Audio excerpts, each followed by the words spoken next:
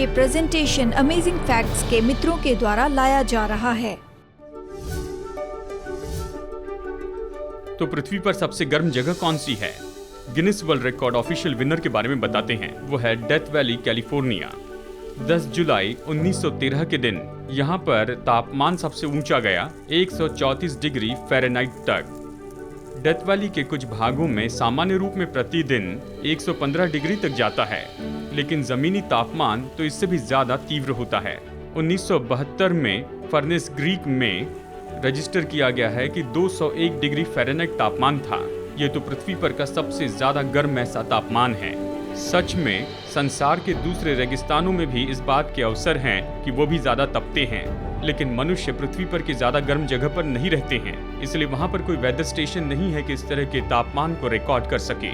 Bible हमें बताती है कि अल्टीमेट ग्लोबल वार्मिंग तो अभी भविष्य में होने वाली है। ये समय जब परमेश्वर पूरे संसार को आग से शुद्ध करेंगे, और वचन कहता है कि उस दिन में सारे तत्व बड़ी गर्मी के कारण पिघल जाएंगे और पृथ्वी और उसकी सारी चीजें जल जाएगी। डरावना लगता है, लेकिन जरूरी नहीं कि ऐसा हो। इसे और जानने के लिए मेरे साथ में जुड़ जाइए, जैसे हम नरक के बारे में अच्छी खबर देखते हैं। आज के संदेश का शीर्षक है नरक के बारे में शुभ संदेश, भाग 1। हमारे लिए इस पर चर्चा करना तो बहुत ही व्यवहारिक बात है, क्योंकि बाइबल बहुत ही स्पष्ट है कि हर एक मनुष्य के सामने केवल 2 ही चुनाव रखे गए हैं। केवल 2 मंजिल है जो कि आप में से हर एक व्यक्ति स्वीकार करेंगे। प्रकाशित वाक्य 20:15 में देखिए, और जिस किसी का नाम जीवन की पुस्तक में लिखा हुआ न मिला, वो आग की झील में डाला गया। केवल 2 ही चुनाव हैं, जीवन या मृत्यु, अनंत जीवन या आग की झील, जिसे नर्क कहते हैं। अक्सर चर्च में ये शब्द बोलना हम अच्छा नहीं समझते हैं। बहुत से लोग बाइबल के तरीके से इस शब्द का उपयोग नहीं करते हैं, लेकिन ये बाइबल का शब्द है। जिस तरह उपयोग कर रहा हूं, इसकी आप सराहना कीजिए।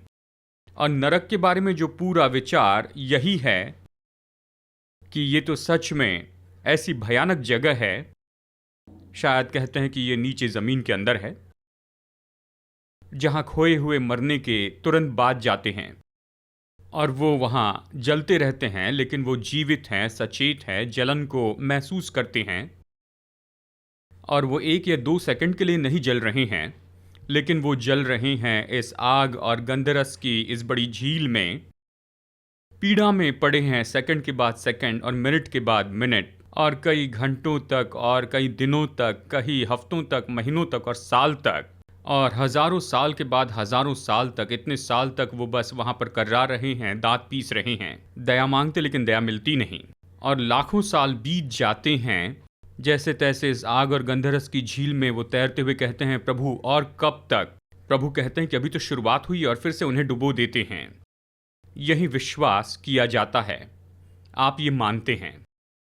और नरक के बारे में बहुत से बैप्टिस्ट और खास इवेंजेलिकल इसी तरह से विश्वास करते हैं।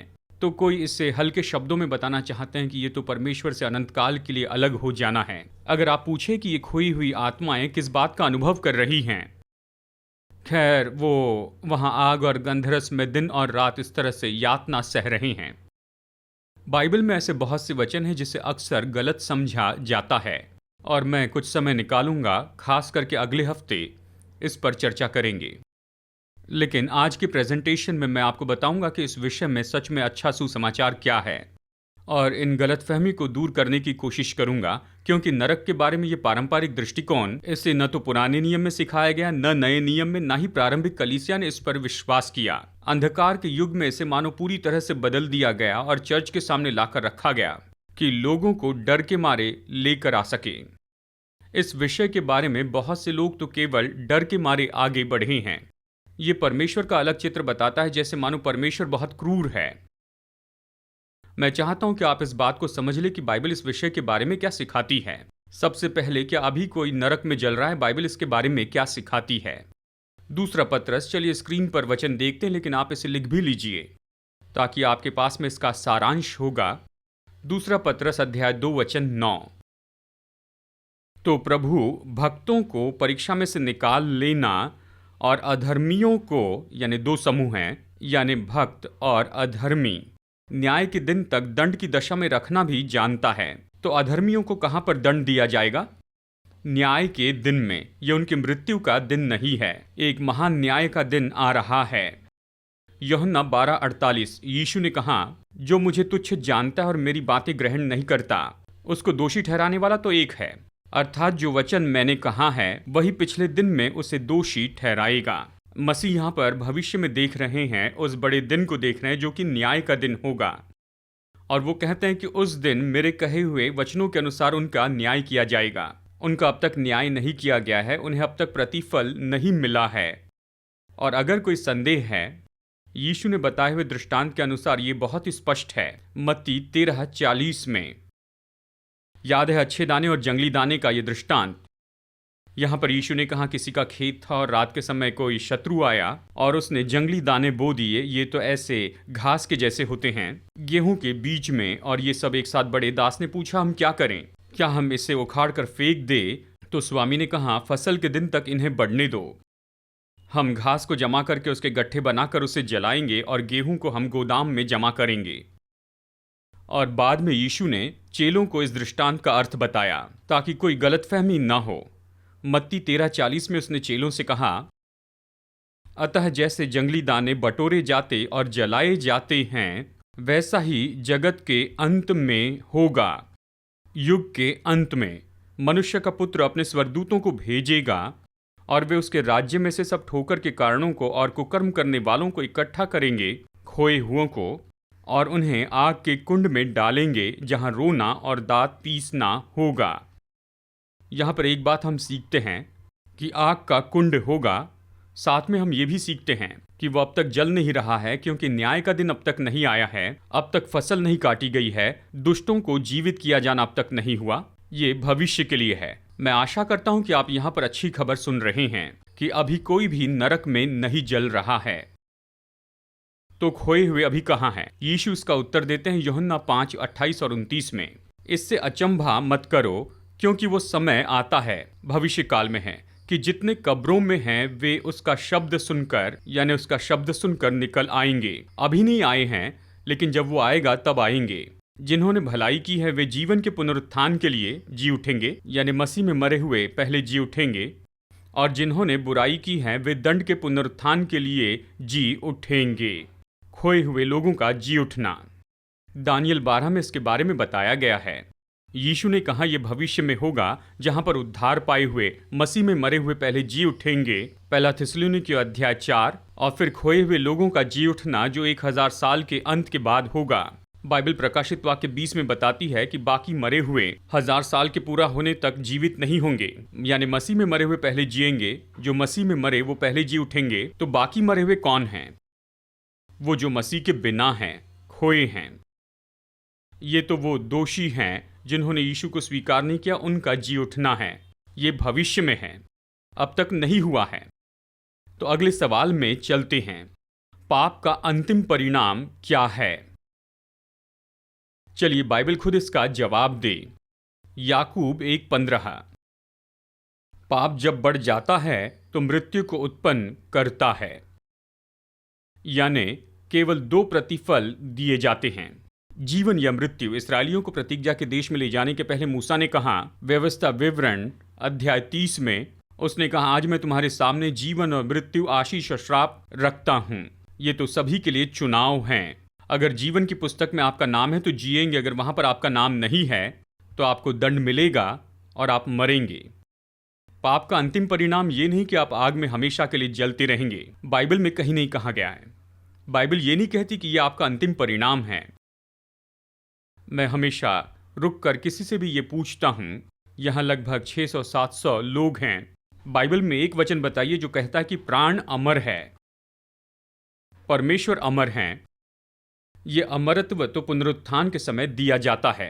अभी इस समय कोई भी अमर नहीं है। सच्चाई तो यह है कि हमारा शरीर तो मरणहार है। जब यीशु आएंगे तब ये मरणहार अमरत्व को पाएगा।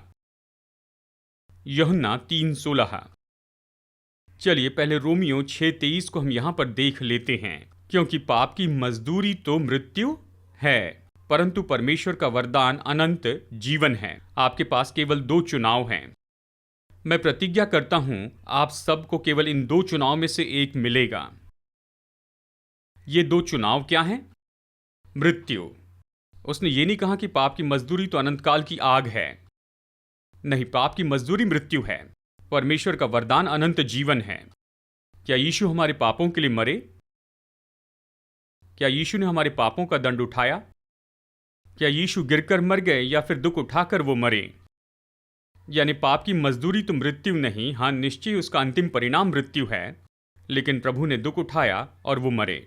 और अगर हम उस बलिदान का उपयोग नहीं करते हैं जो प्रभु यीशु ने हमारे लिए किया है, तो हम भी निश्चय दुख उठाकर मरेंगे हमारे पापों के लिए, अगर हम हमारे बदले में उसे स्वीकार नहीं करते हैं तो। क्या आप इसे समझ रहे हैं? यूहन्ना 3:16 2 चुनाव हैं। परमेश्वर ने जगत से ऐसा प्रेम रखा कि अपना इकलौता पुत्र दे दिया, ताकि जो कोई उस पर विश्वास करे वो नष्ट ना हो परंतु अनंत जीवन पाए। केवल 2 ही चुनाव हैं। एक चुनाव ये नहीं कि आग में अनंत जीवन, नाश होना मतलब जीवन नहीं होना। एक तो वो नाश होंगे या अनंत जीवन पाएंगे। यूहन्ना 3:16 में यीशु ने इसे बहुत स्पष्ट किया है। सवाल नंबर 4, नरक की आग में दुष्ट के साथ क्या होता है? भजन 37 वचन 10 और फिर वचन 20 भी पढ़ेंगे। पूरा भजन पढ़ना होगा। दुष्ट के साथ में क्या होगा तो पढ़ते हैं। थोड़े दिन के बीतने पर दुष्ट रहेगा ही नहीं, और तू उसके स्थान को भली भांति देखने पर भी उसको न पाएगा, उन्हें नहीं पाएगा। अगर किसी का अस्तित्व खत्म हो जाए तो आप उसके लिए क्या कहेंगे? आप यही कहेंगे कि वो न मिला। दुष्ट नाश हो जाएगा और परमेश्वर के शत्रु धुआं हो जाएंगे, वो भस्म हो जाएंगे। कुछ पास्टर ये कहते हैं कि हाँ, हमारे शरीर खत्म हो जाएंगे लेकिन आत्मा हमेशा जलती रहेगी। लेकिन यहजकेल में कहा गया है कि जो प्राण पाप करता है वो तो अवश्य ही मर जाएगा। मत्ती 10 में यीशु ने कहा जो शरीर को नाश करे उससे नहीं डरना, पर आत्मा को नाश नहीं करेगा, लेकिन तुम उससे डरना जो तुम्हारे प्राण और शरीर को नाश कर देगा। केवल शरीर ही नहीं जलता, आत्मा और शरीर। मत्ती 4:1 ये वचन के पढ़ने में है। देखो वो धधकते भट्टे का सा दिन आता है जब सब अभिमानी और सब दुराचारी लोग अनाज की खूंटी बन जाएंगे, और उस आने वाले दिन में वो ऐसे भस्म हो जाएंगे उनका पता न चलेगा। यहोवा का यही वचन है, यानी न जड़ होगी न डाली रहेगी। इन शब्दों को देखिए जो परमेश्वर यहाँ पर कहते हैं। चलिए एक और वचन देखें और ये विचार मैं आपको समझाकर बताता हूँ। प्रकाशित वाक्य 21:7 और 8। जो जय पाए वही इन वस्तुओं का वारिस होगा, ये तो सुसमाचार है। और मैं उसका परमेश्वर होऊंगा और वो मेरा पुत्र होगा। यानी एक तरफ यहाँ भेड़ें हैं जो अनंत जीवन पाते हैं, उद्धार पाते हैं, लेकिन वचन 8 प्रकाशित वाक्य 21:8, परंतु डरपोक और अविश्वासियों और घिनौनों और हत्यारों और व्यभिचारियों और टोन्हों और मूर्ति पूजकों और सब झूठों का भाग उस झील में मिलेगा जो आग और गंधक से जलती रहती है। ये दूसरी मृत्यु है। प्रकाशित वाक्य 20:9 नरक कहाँ जलेगा? मिलेनियम के अंत में जब शैतान अपनी सेना को परमेश्वर के नगर के विरुद्ध लाएगा, वे सारी पृथ्वी पर फैलकर पवित्र लोगों की छावनी और प्रिय नगर को घेर लेंगी और आग स्वर्ग से उतरकर उन्हें भस्म करेगी। ये आग जो कि नए यरूशलेम के आसपास नीचे उतर आई है, जो आग की झील बनाएगी, ये तो पृथ्वी पर होगी। तो नरक कहाँ पर जलेगा? इस पृथ्वी पर। और भी वचन देखते हैं। नीति वचन 11:31, धर्मी को पृथ्वी पर फल मिलेगा, तो निश्चय है कि दुष्टों और पापी को भी मिलेगा। यानी हर एक को अपना प्रतिफल मिलेगा अपराध की जगह पर ही, यानी इसी भूमि पर। दूसरा पत्रस 3 वचन 10, परंतु प्रभु का दिन चोर के समान आ जाएगा। उस दिन आकाश बड़ी हड़हड़ाहट के शब्द से जाता रहेगा और तत्व बहुत ही तप्त होकर पिघल जाएंगे और पृथ्वी और उस पर के काम जल जाएंगे। यानी हमेशा यहाँ पर देखिए, ये जो न्याय तो यहाँ पृथ्वी पर होगा। नरक कहीं दूर पर नहीं है, ऊपर कहीं किसी आकाश में जो कि आग से भरा होगा। नरक ऐसे नीचे यहाँ पर पृथ्वी के नीचे नहीं है, पर पृथ्वी पर है। कहीं मत जाइए दोस्तों, बस कुछ ही पल में हम लौट आएंगे आज के बाकी प्रेजेंटेशन के साथ। क्या आपने कभी सोचा है, यदि परमेश्वर प्रेम है और परमेश्वर भले हैं, तो उसने शैतान को क्यों बनाया? और इससे भी बढ़कर परमेश्वर ये क्यों चाहेंगे कि शैतान नरक का सुपरवाइजर हो जो पापियों को उनके हिसाब से दंड देगा। संसार में लाखों लोग इस पर विश्वास करते हैं, लेकिन अगर मैं आपको बताऊं कि आप बाइबल में इस तरह की शिक्षा कहीं नहीं पाते हैं, क्या आपके मन में से प्रभु की तस्वीर बदलती है? और इसलिए मैं आपको सुंदर विवरण के साथ बताने वाली ये स्टडी गाइड भेजना चाहता हूँ। नाम है क्या शैतान नरक का प्रभारी है? ये सामर्थी बाइबल का स्रोत शैतान के बारे में बड़े सवालों का जवाब देगा। ये बताएगा कि वचन क्या कहता है, कि वो कहाँ से आया और क्यों प्रभु उसके अस्तित्व को खत्म नहीं करते हैं। अपनी फ्री कॉपी मंगवाने के लिए स्क्रीन के नंबर पर फोन कीजिए और ऑफर नंबर 211 मंगवाइए या वेब एड्रेस पर जाइए और इस अद्भुत स्रोत को पढ़ने के बाद इसे जरूर अपने दोस्तों को दीजिए। तो चलिए आज के बाकी प्रेजेंटेशन की ओर आगे बढ़ते हैं और परमेश्वर के वचनों से अद्भुत तथ्य सीखते हैं। ये जानना महत्वपूर्ण है। एक बार जान लेते कि नरक कहाँ है तो ये समझना बहुत ही आसान होगा कि इस ग्रह पर नई पृथ्वी बनाए ये दोनों एक साथ अस्तित्व में नहीं रह सकते। मतलब नरक की आग को बाहर निकालना होगा। नंबर 6, ये तो सबसे महत्वपूर्ण पॉइंट है। मैं सोचता हूं ये तो खुशखबर है। दुष्ट आग में कब तक दुख उठाएंगे? बाइबल हमें सटीकता से समय तो नहीं बताती क्योंकि अलग अलग व्यक्ति के लिए अलग अलग समय है। प्रकाशित वाक्य 22:12 यीशु ने कहा बाइबल के आखिरी अध्याय में, देख मैं शीघ्र आने वाला हूं और हर एक के काम के अनुसार बदला देने के लिए प्रतिफल मेरे पास है। यीशु ने कहा सबको उनके कामों के अनुसार बदला दिया जाएगा। इसका मतलब ऐसे बहुत से अलग अलग काम हैं और उसके अलग अलग प्रतिफल हैं। अगर हर कोई अनंत काल के लिए जलते चले जाएगा तो सभी को एक ही प्रतिफल मिलेगा, तो इसमें अलग कैसे होगा? खैर, शायद कुछ लोगों के लिए आग ज़्यादा भड़काई जाएगी। ये जवाब देते हैं, अगर कहिए आप अनंत काल की आग में, मैं भी उसी आग में हूँ, तो कहिए ये कितना बड़ा अन्याय होगा। कहिए कि उदाहरण के लिए इतिहास के सबसे बड़े आग के भट्टे को देखते हैं, जैसे कि हिटलर ने इतने लोगों को जलाया था। कोई कहता है स्टालिन ने हिटलर से ज़्यादा लोग मारे। सबसे बड़े उस आग के भट्टे के बारे में सोचिए और न्याय के दिन में जो खोए हैं, मैं उनके लिए आग लगाऊंगा और स्वर्गदूत उन्हें आग के भट्टे में फेंक देगा। और फिर कहिए कोई नौजवान आता है, वो लेखा देने की उम्र में आ चुका है, अभी वो समझदार हो गया है, लेकिन प्रभु का इनकार करता है, अपना जीवन चुनता है और प्रभु कहते हैं माफ़ करना, तुम उद्धार नहीं पा सकते हो और तुम हिटलर के साथ में अनंत काल के लिए जलते रहोगे। क्या ये न्याय है? ये तो इसके पूरे कारणों का उल्लंघन करना है। लेकिन बाइबल स्पष्ट बताती है कि दंड के अलग अलग स्तर हैं। चलिए इस पर कुछ और वचन दूं। मत्ती अध्याय 10 वचन 28, जो शरीर को घात करते हैं पर आत्मा को घात नहीं कर सकते, उनसे मत डरना, ये मैंने आपको बताया है। पर उसी से डरो जो आत्मा और शरीर दोनों को नरक में नष्ट कर सकता है, यानी नरक में दुष्ट नाश किया जाता है। मत्ती 16 वचन 27, वो हर एक को उसके कामों के अनुसार प्रतिफल देगा, सभी को। और फिर हमने क्या कामों से या अनुग्रह से उद्धार पाया? हमने विश्वास के द्वारा अनुग्रह से पाया, लेकिन काम तो केवल दुष्टों का न्याय करने के लिए उपयोग होंगे, जहाँ की आग कभी बुझती नहीं।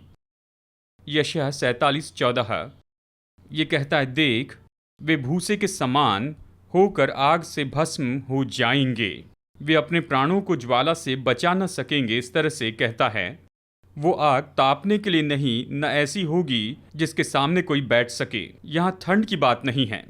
मलाकी 4:3 स्पष्ट बताता है, तब तुम दुष्टों को लताड़ डालोगे, अर्थात मेरे उस ठहराए हुए दिन में वे तुम्हारे पांव के नीचे की राख बन जाएंगे। तो नम्र लोग पृथ्वी के वारिस होंगे, यानी दुष्टों के न्याय के बाद में देखिए वो सब कुछ जला दिए जाएंगे, शैतान और उसके दूत उनके कामों के अनुसार। अगर हमेशा किसी को आग और गंधक में रहना है तो वो लूसीफर है। बाइबल यहेजकेल में इस तरह से कहती है कि मैं तुम्हारे मध्य में से आग उंडेलूंगा, ये तुम्हें नाश करेगी, और जो तुझे देखते हैं उनकी दृष्टि के सामने मैं तुझे भस्म कर दूंगा। तू तो दहशत होगा और फिर तेरा अस्तित्व न रहेगा, और फिर तेरा अस्तित्व नहीं रहेगा। आपको चिंता करने की जरूरत नहीं कि हिटलर जेल से बचकर निकल जाता है नेपोलियन के जैसे, और फिर वो फिर से बलवा करने लग जाता है, उससे हमेशा के लिए निपटा जाएगा। वो तो वहां पर बस दिन रात ऐसे ही जलते रहेगा। मैं आपको समझाऊंगा। हमारे अगले अध्ययन में इन वचनों को देखेंगे।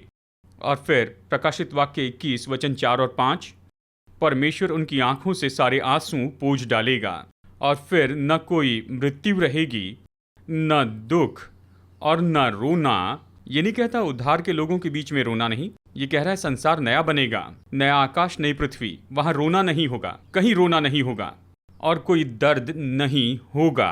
तो कैसे हो सकता है इतना बड़ा वेयर हाउस जो वहां पर चीख रहे हैं, चिल्ला रहे हैं और परमेश्वर कहते हैं कि अभी कोई दर्द नहीं है। हाँ, वहां पर दर्द होगा।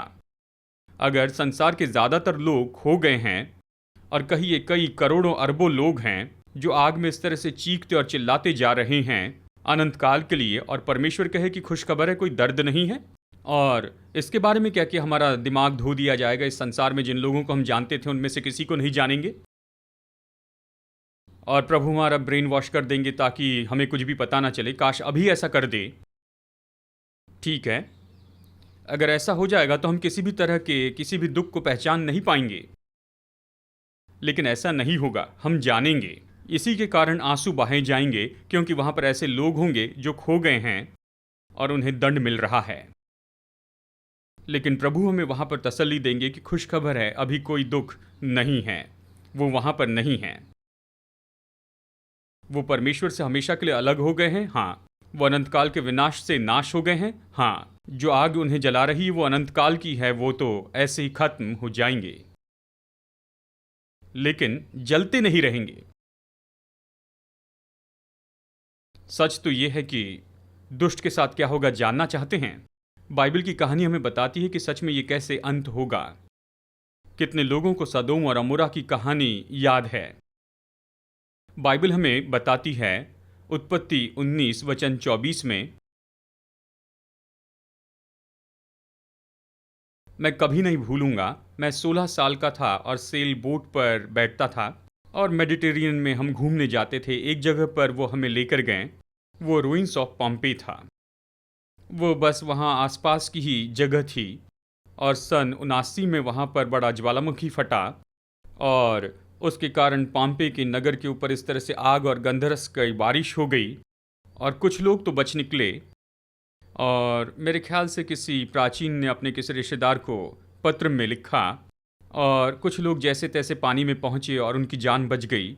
वो इस गैस और राख के बादल से बचकर निकल गए और बहुत से लोग मारे गए। वो तो रोमी राज्य का लॉस वेगस था उन दिनों में। आप उनकी दीवार की पेंटिंग देखकर बता सकते हैं कि वो तो उन दिनों में बहुत ही अश्लील थे।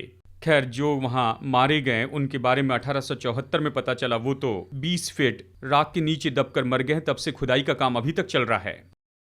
और जब भी वहाँ पर कुछ वो देखते हैं, वो कहते रुकिए एक मिनट, यहाँ पर कुछ है। वो प्लास्टर ऑफ पेरिस को मिक्स करके उसमें उंडेलते हैं और फिर उसे सूखने देते हैं, फिर राख झटक देते हैं और वहाँ पर जो उन्हें मिला उसके कुछ रूप यहाँ पर हैं। ये भूत जैसे दिखने वाले आकार उन असली लोगों के हैं जो वहाँ पर रहते थे। वो तो सामान्य रूप में पापी थे, वो मर गए और खाली जगह रह गई, जबकि उस चेंबर में उनका शरीर पूरी तरह से खत्म हो गया। और ये भयानक ऐसा विनाश था, यानी आसमान से आग की वर्षा हुई और पॉम्पे नगर को जला दिया। और इसने मुझ पर एक गहरा ऐसा प्रभाव डाला है। किशोर अवस्था में मैंने उसे देखा और फिर मैं ये सोचने लगा मेरा भविष्य क्या होगा। बाइबल कहती है कि जो कुछ भी सदोम और अमोरा में हुआ ये तो उससे अलग नहीं था। उत्पत्ति 19:24 में, तब यहोवा ने अपनी ओर से सदोम और अमोरा पर आकाश से गंधक और आग बरसाई। आकाश से गंधक और आग बरसाई। और यीशु जगत के अंत के बारे में बताते हैं। लूका अध्याय 17 में कहते ये ऐसे ही होगा जैसे लूत के दिनों में हुआ था। वे खाते पीते, लेन देन करते, पेड़ लगाते और घर बनाते। परंतु जिस दिन लूत सदोम से निकला उस दिन आग और गंधक आकाश से बरसी और सबको नष्ट कर दिया। मनुष्य के पुत्र के प्रकट होने के दिन भी ऐसा ही होगा। अब ये सवाल है, सदोम और अमोरा हमारे सामने एक उदाहरण के रूप में रखे हैं कि ये आग कैसी है। क्या वो आग आज भी जल रही है? चलिए एक और वचन, यहूदा 1:7। जिस रीति से सदोम और अमोरा और उनके आसपास के नगर जो इनके समान व्यभिचारी हो गए थे और पराये शरीर के पीछे लग गए थे, शायद उन दिनों की तुलना में आज तो बहुत बुरा है, या शायद वो आज से बहुत बुरा था। तो क्या हम संसार और उनके विश्वास को ले सकते हैं? और पराये शरीर के पीछे लग गए थे। पराये शरीर का मतलब क्या है? जो स्वाभाविक यौन संबंध नहीं है। आग के अनंत दंड में पड़कर दृष्टांत ठहरे हैं। आग के अनंत दंड में पड़कर दृष्टांत ठहरे हैं, ये कहता है। सदोम और अमोरा अनंतकाल की आग में जल गए। प्रभु ने क्यों अनंतकाल की आग कहा? क्योंकि आग ने इन शहरों से जो किया वो अनंतकाल का था, वो फिर कभी नहीं बनाए गए। वो तो आज भी वैसे वीरान हैं। क्या वो अभी जल रहे हैं? नहीं। फिर दूसरा पत्रस 2:6, सदोम और अमोरा के नगरों को विनाश का ऐसा दंड दिया गया कि उन्हें भस्म करके राख में मिला दिया, ताकि वे आने वाले भक्तिहीन लोगों की शिक्षा के लिए दृष्टांत बने। दृष्टांत क्या है? कि वो राख बनाए गए, वो अनंतकाल की आग में जलाए गए, जो कि आज तक नहीं जल रही है। हम सोचते हैं दुष्ट का क्या होगा? परमेश्वर ने कहा मैं तुम्हें दृष्टांत दे चुका हूं। चलिए अगली स्लाइड में देखते हैं कि इससे हम कौन सा सुसमाचार समझ सकते हैं। सबसे पहले, अभी इस समय कोई नरक में नहीं जल रहा है। कहिए आमेन। ये शुभ संदेश है उन लोगों के लिए जो इस विचार से डरते हैं। दूसरी बात, कोई भी सदा के लिए नरक में नहीं जलेगा। आग की झील तो है, शायद कुछ विश्वासी लोग देखकर कह रहे हैं कि तुम्हें क्या आग पर भरोसा नहीं, आग की झील को नहीं मानते हो, नरक की आग को? मेरी नरक की आग तो दूसरी आग से बढ़कर है, क्योंकि ये बहुत जलती रहती है और आपकी नरक की आग उन्हें हमेशा के लिए जला देती है। ठीक है, हाँ, हम नरक की आग पर विश्वास करते हैं, लेकिन वो हमेशा नहीं जलेगी। हमने बाइबल से देखा है। नरक की आग पापियों की बुरी दशा में उन्हें प्रताड़ित करेगी। क्या आपने कभी सोचा? पापी खुश नहीं होंगे। जैसे किसी जानवर को असाध्य सी बीमारी हो जाती है, परमेश्वर पापियों को दयनीय परिस्थिति से निकालेंगे। ये तो प्रेम और दया का काम होगा। खोए हुए लोगों से प्रभु ऐसा व्यवहार करते हैं। नरक की आग पूरे संसार को शुद्ध करेगी, फिर पापी बचे नहीं रहेंगे। सब कुछ बिल्कुल शुद्ध और सिद्ध होगा और आपको वहां जाने की जरूरत नहीं है। यही शुभ संदेश है। हाँ, संसार के ज्यादातर लोग तो गलत निर्णय लेते हैं, लेकिन आपको ऐसे खोए रहने की जरूरत नहीं है। यीशु मसीह ने अपने ऊपर जो दंड उठा लिया वो आपका दंड था, लेकिन आपको इसे स्वीकार करना है। हमारे टूटे हुए संसार के लिए क्या आप प्रभु की योजना जानना चाहते हैं? जैसे हम बाइबल की भविष्यवाणी देखते हैं, आप अपनी सबसे बड़ी चुनौतियों के लिए भरोसेमंद हल प्राप्त करना चाहते हैं। प्रोत्साहित करने वाली और प्रकाशन देने वाली amazing facts Bible study guide Bible पर आधारित 27 टॉपिकल लेसन्स प्रदान करती है, जिसमें सुंदर ग्राफिक्स और स्पष्ट उत्तर दिए गए हैं, जिसे समझना बहुत ही आसान है। हर बाइबल स्टडी गाइड आपको व्यवहारिक उत्तर की ओर लेकर जाती है, आपके जीवन के सबसे महत्वपूर्ण सवालों के लिए। मैं कैसे तंदुरुस्त संबंध पा सकता हूँ? यीशु मसीह फिर से कब और कैसे आएंगे? और भी बहुत कुछ। अपने भविष्य को अवसर पर मत छोड़िए, सत्य से अपने जीवन को बदल दीजिए। Amazing facts Bible study guide के द्वारा ये उपलब्ध हैं इंग्लिश, हिंदी, तमिल और तेलुगु भाषा में। तो इंतजार मत कीजिए, अपने स्टडी गाइड का पूरा सेट ऑर्डर कीजिए और विजिट कीजिए bookstore.aftv.in पर।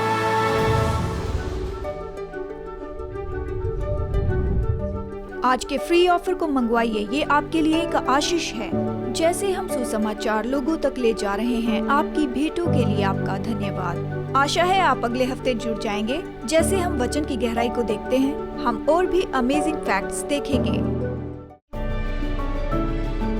ये प्रेजेंटेशन अमेजिंग फैक्ट्स के मित्रों के द्वारा लाया गया।